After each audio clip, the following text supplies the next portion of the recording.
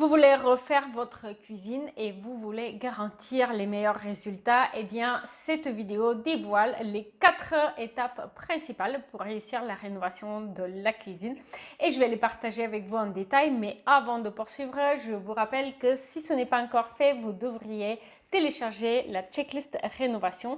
C'est un document sur une seule page qui vous donne la vision claire nécessaire pour mener à bien votre projet dans les meilleures conditions et en évitant les obstacles et les difficultés potentielles.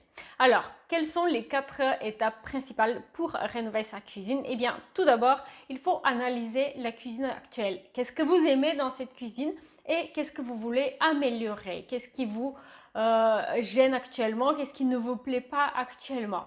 Deux exemples très différents. Par exemple, certaines personnes peuvent vouloir ouvrir la cuisine sur la pièce de vie parce qu'ils aiment la convivialité de la cuisine ouverte ou parce qu'ils trouvent que leur pièce de vie est un petit peu trop petite et ouvrir la cuisine va donner l'impression d'être dans une pièce plus importante, d'autant plus que c'est aussi l'occasion d'intégrer un dégagement ou un couloir à l'aménagement du coup d'une pièce de vie plus spacieuse. Un autre exemple, un petit peu à l'inverse, c'est lorsqu'on a déjà une cuisine ouverte sur le salon, mais justement on trouve que les espaces sont un petit peu trop mélangés et qui aimerait bien recréer une division partielle entre la cuisine et la pièce de vie pour mieux cacher le bazar par exemple. Et donc c'est là que les claustras, les verrières entrent en jeu. D'ailleurs, vous pouvez trouver pas mal de vidéos avec des exemples de cuisine semi-ouverte. Vous pouvez trouver la playlist ici ou alors en description. Deuxième étape pour réussir à rénover sa cuisine, c'est placer le triangle d'activité. C'est quoi déjà le triangle d'activité? Eh bien, l'utilisation de la cuisine, elle se fait par catégorie d'actions qu'on va faire. Il y a le stockage des aliments, donc typiquement frigidaire, placard. Il y a la préparation, donc typiquement lavage et puis lorsqu'on va découper et préparer les ingrédients.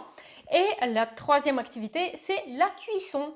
Et donc du coup, il a été prouvé que lorsqu'on place ces trois actions qu'on fait dans la cuisine sur la forme d'un triangle, donc sur les pointe d'un triangle, eh bien la cuisine est la plus fonctionnelle. Placer un triangle d'activité lorsque vous êtes en train de travailler sur votre plan de future cuisine, eh bien c'est un bon départ pour s'assurer que votre cuisine va être fonctionnelle et pratique.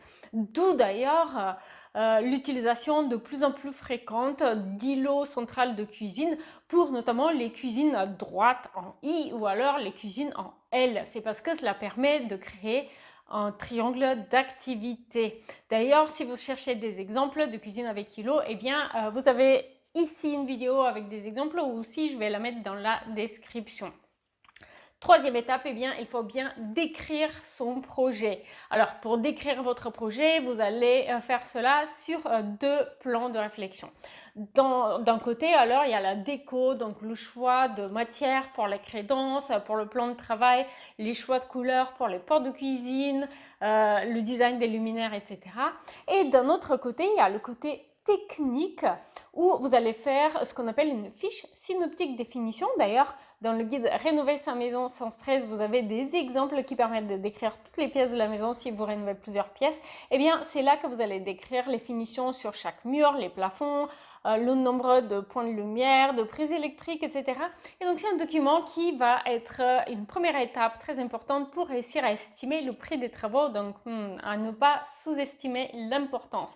Et pour terminer, la quatrième étape, évidemment, c'est trouver les professionnels qui vont vous assister pour la rénovation de votre cuisine, donc aussi bien pour le montage, l'installation de la cuisine elle-même, mais aussi adaptation de l'installation électrique, quelques petits travaux de plomberie éventuellement, les peintures et puis la faïence et autres travaux permettant de préparer les supports et réaliser les finitions de votre cuisine.